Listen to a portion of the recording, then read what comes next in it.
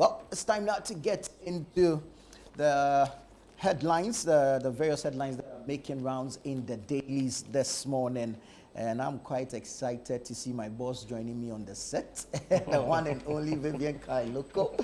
Good morning. Good morning. Hey, what are you doing here? I was passing by you and then some wind blew me into the chair. You're looking good. Thank you. So are you. Good morning. Thank you. Good morning. Good morning. I hope you had a fantastic... yeah. Well, here, so. we worked, yes, but it was, quite interesting. We knew it was going to be a busy weekend with the literacy challenge going on and, of course, the manifesto launch of the NPP. That's right. So, yeah. Well, all in all, it was a good weekend. It was a good weekend. For us as news people, right? we enjoy it. So many headlines, right? From now till December, when the winner of the general elections is proclaimed, Charlie, work. There's a song like that, right? Yeah. Anyways, I'm sure Dr. Bawumia and the NPP will dominate the headlines. Yes, it is. So I will start with the Ghanaian Times, if you permit me. Right. And the front page says, at MPP manifesto launch, I will cut out waste in government. Have no more than 50 ministers, reform GRA to broaden tax base. This is Vice President Dr. Bawumia speaking.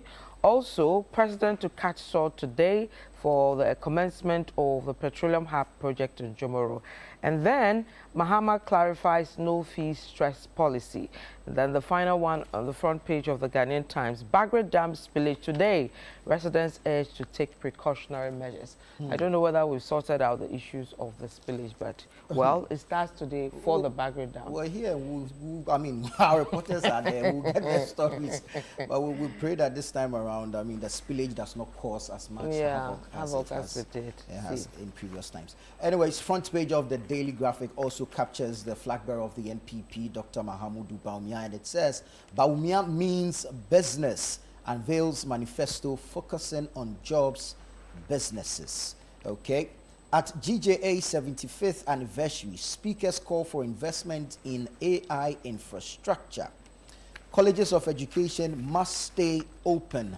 This is the GTEC speaking. That's the Ghana Tertiary Education Commission there. I'll take you to the back page and some good news for sports fans, especially local sports fans. So you want to grab a copy of the Daily Graphic for all the details in there. Okay, let me take you to the Daily Guide, and of course they have Bawumia as well. They say Bawumia means business, launches manifesto of bold solutions with a picture of him and some supporters. And then also Get Fund replies Mahama on bond issue. And then it says history will remember your achievements, Bawumia to Akufo-Addo. We are hearing that a lot. Yeah. So it's being reiterated here. And then, of course, $1 billion World Bank support to boost economy. All right. The Chronicle newspaper this morning also captures Dr. Bawumia. Bawumia outdoors manifesto of hope. Work harder to win customers' trust. Energy Minister urges ECG. And Ghana will come out of 2024 elections united.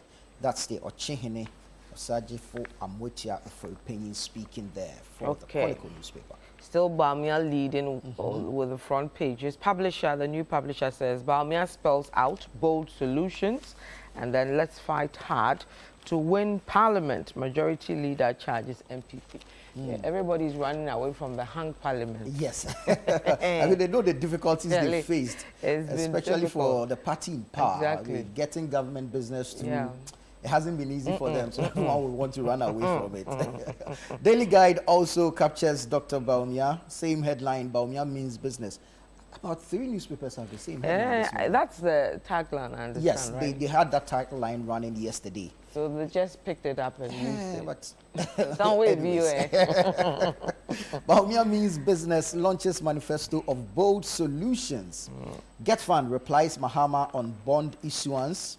History will remember your achievements, Bawumia to Akufo-Addo, and also has the World Bank story as well. So the World Bank is going to give us $1 billion. It's going to start in the next few months. So 1 billion, no. Yeah. We hope we feel it. They've put some caveats there that if you misuse it, they will demand a refund. Well, let's see. I've not heard them demand a refund before, But we've seen a lot of, you know, if you look at some of the Auditor General's report and all that, a bit of misuse here and there over the years. So I hope they demand it. Ghana has a penchant for being the first in everything. So maybe we'll be the first to pay refund for misappropriation. Hey, Daily Analyst says, MPP manifesto launch, we need a mindset of possibilities. Bawumia charges Ghanaians. Bawumia is custom made. That's former President John Ajikun Kufuor. He couldn't make it to Takrady, but he sent a video that was played at the launch. Nana Opoku Ajiman continues Greater Accra campaign today. Afenyo Markin sounds alarm on NPP's parliamentary chances. Bawumia is not corrupt. Napo Hill's boss. And the CDD says rising costs of politics fueling corruption. New laws needed. That's it for the Daily Analyst. Okay, let me take you to the Republic Press. Says Bawumia promises bold solutions as MPP launches manifesto. Bawumia is custom-made Kufuor, as you read earlier. And then this is from your former boss. I am bitter, but NDC is dangerous. Kennedy Japan. That's well, that means the man hasn't let go of whatever happened during the Delegates Congress. Actually, he hasn't, but he's saying that everybody should come together and then work for, you know, at least he's confessed he's still bitter. Well, I mean, so it was only a matter of time. Knowing him, he was going to speak his truth someday. That's him. And then Achimota Forest, 262 acres to be returned to Owu families, some Ochinapo speaking. And then sugarcane farmers in Central Region express dissatisfaction over lack of market opportunities. So the issue of the commander thing and all that's still running. The Ghanaian publisher this morning says, Bawumia unveils 9 key initiatives to stimulate SMEs. Bawumia is well equipped to modernize economy. J.A. Kufuor, election 2024, Ghana will not burn, Ochihene assures. And Reverend Dr. Joyce Ayi urges Ghanaians to embrace ethical leadership. Okay, let me take you to the Inquisitor and some interesting headline here. Napo is ready to transform Ghana with his arrogance, quote unquote. This is Afenyo Markin speaking. Hey, these politicians. And then this one is uncovered. Dirty agenda against Alan Cheddar. Disqualification plots get deeper. I'll give you details later. And then this is also on the front page of the Inquisitor. They say we will not allow EC to stampede us into election 2024. Omani Boama speaking. And then finally, NHIA releases 151 million Ghana cedis to healthcare providers. They always delay, so we are happy they are releasing something. Well, you have the BNFT yes, I have as well. some more. Let me quickly take you through. The BNFT has some interesting headlines as well. Farmers forecast incessant rise in food prices as planting conditions worsen. Yeah, so we are going to go really need to pay attention to. You know, the drought in the northern part of the country. The president has promised some incentives, but well, he hasn't announced exactly what the incentives will be. Isn't it a bit too late? Because by the next few months to come, they will start selling, the farm gates will move the products to the various markets. What happens? By then, the things will be left. That is if there will be produce, because we understand the crops are just lying on the field getting destroyed. And you know, sometimes it's flooded somewhere, but where you need the water, it doesn't rain there. That's why I was telling David that when it rains in Accra, I get worried. We are not planting anything here. Exactly. It should be raining in the food baskets. Anyway, then a troubling one, VAT on electricity could be back on the cards as inflation eases. So, electricity VAT, it's to worry, pa. And then financial... Is this the finance minister speaking? Yes. The former ASEP boss? Yes, the former ASEP boss. I can quickly read it for you. Now, the suspended 15% value-added tax VAT on electricity may be reintroduced as the inflation rate continues to decline. Last week, the GSS reported that annual inflation has slowed to a 28-month low of 20.9% in July, the slowest pace since March 2022 compared to 22.8% in June last year. In its July 2024 country staff report, the IMF noted the willingness of local officials to reinstate the tax once inflation eases. Quote, on the revenue side, implementation of VAT on residential electricity was suspended due to strong social resistance. The authorities are committed to implementing this measure when the inflation dynamics are more conducive, the IMF said on page 10 of the report. So that's that. Yeah, it's definitely going to come. Hey, now already we are not seeing top. We'll take out one and we'll bring another. And then we'll back in the city with gold work. This is a question from being asked on the front page of the BNFT. I'll take you online, ChannelOneNews.com. Auditor General reports a 41.6% drop in public sector financial irregularities. I'll review Ghana's constitution, empower chiefs for effective governance. This is Dr. Baumia speaking. Accra High School received 2,400 tablets under One Tablet, One Student initiative. Hey, that is your HR manager. Yeah. To school. Is it Accra High? Ahito, right? Yeah. Onupai, okay. It's good news for them. Yeah. I don't regret ever working with Baumia. That's Akufo-Addo speaking. We'll build 6 new stadia, provide buses to all Premier League clubs. That's Dr. Baumia. I won't have more than 50 ministers. Introduce flat rate for importers, Baumia speaking. And so if you go to ChannelOneNews.com, you see story items on all that the Vice President and flag bearer of the NPP, Dr. Mahamudu Baumia, said yesterday during the launch. I'm sure we have a raft of stories from Dr. Baumia this morning. Exactly. If we can quickly look at some of them. Okay, so let me take you quickly to page 12 of the Ghanaian Times on how they captured the story to do with Baumia. Their headline said, I will cut out waste in government, no more than 50 ministers. So they say the flag bearer of the New Patriotic Party, Dr. Baumia, has pledged to eliminate waste across various sectors of the economy to drive the country's socio-economic development if elected in the 2024 general election. Now, the launch of the party's 2024 manifesto in Takoradi in the Western region yesterday, he outlined plans to overhaul the procurement culture and implement other measures to achieve this goal. Dr. Baumia, who is the vice president, stated that his government will shift from outright purchasing of goods such as vehicles and equipment to leasing them instead. Wow, that's interesting. This change, he explained, aims to save significant amounts in cash expenditure across ministries and departments, with the private sector assuming maintenance responsibilities. I think yesterday he said very, very good things that if he should win, you know, the presidency, the slot, it will be fantastic. Yeah. But, you know, on the campaign trails, we hear all these nice things. It's countable. I was going to say we've heard same before. Yeah, and then they fail to implement them. They say all the things we want to hear them say, and then when they're given the power, we don't see they do otherwise. So if he's able to, even spoke about the Olympics thing, we'll start planning way ahead and then ensure that we make it there. And if all these things are done well, we'll be a happy Ghana nation. will be a better place if indeed all these things are implemented.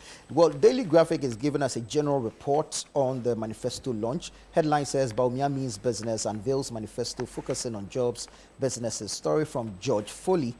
From Takoradi.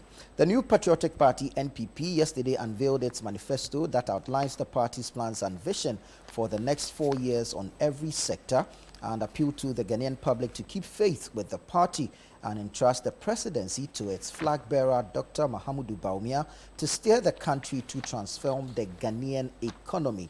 Now, in a presentation that lasted about 2 hours, Dr. Baumia unveiled the details of the manifesto document, christened Selfless Leadership, Bold Solutions for Jobs and Business, and declared that at the end, Baumia means business. Quote, in all humility, I ask you to give me the opportunity to become one of the most impactful presidents in Ghana's history.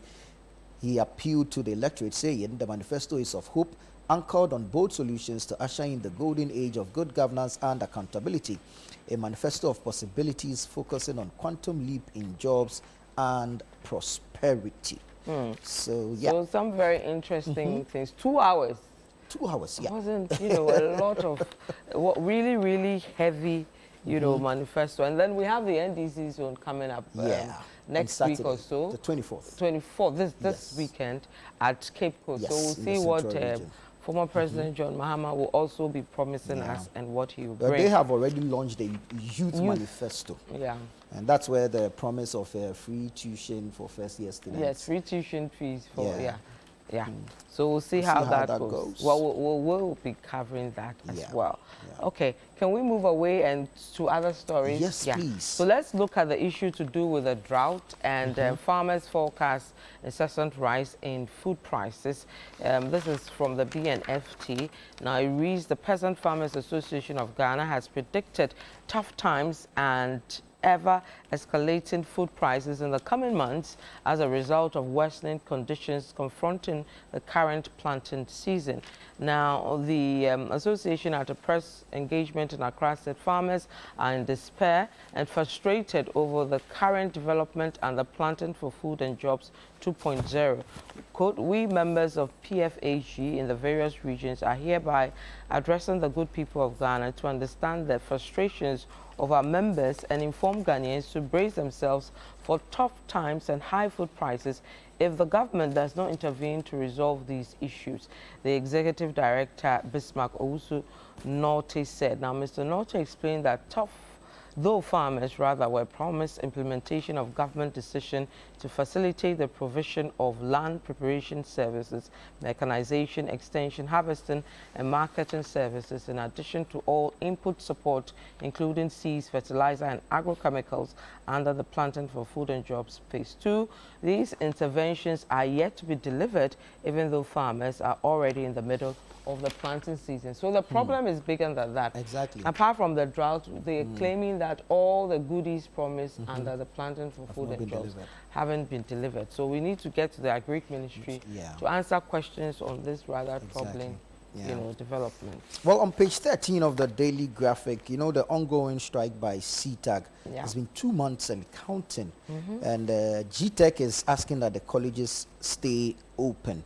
The Ghana Tertiary Education Commission, GTEC, has directed all the 46 colleges of education to remain open until further notice. The directive comes in the wake of calls from various stakeholders, including the leadership of the affected students, for the colleges to be closed until striking members of the Colleges of Education Teachers Association of Ghana, CTAG, return to the classroom. But GTEC, in a statement issued last Friday and addressed to all the principals of public colleges of education, said, as of today, August 16, that's last Friday, the Commission has not reached a conclusion to close the schools, neither has it been directed by the Minister of Education to do same. Now, it's quite worrying that for 2 months, there's been no academic activity on these campuses. Most of the campuses are deserted, actually, because the students complain that staying on campus comes with its own cost.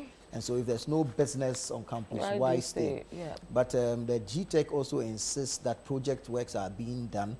The last time we engaged the deputy director, he did mention that the students are doing their project work, but we pushed to find out who supervises this project work, because the people are on strike. They are supervising each other. And he said, well, project work needs to be done.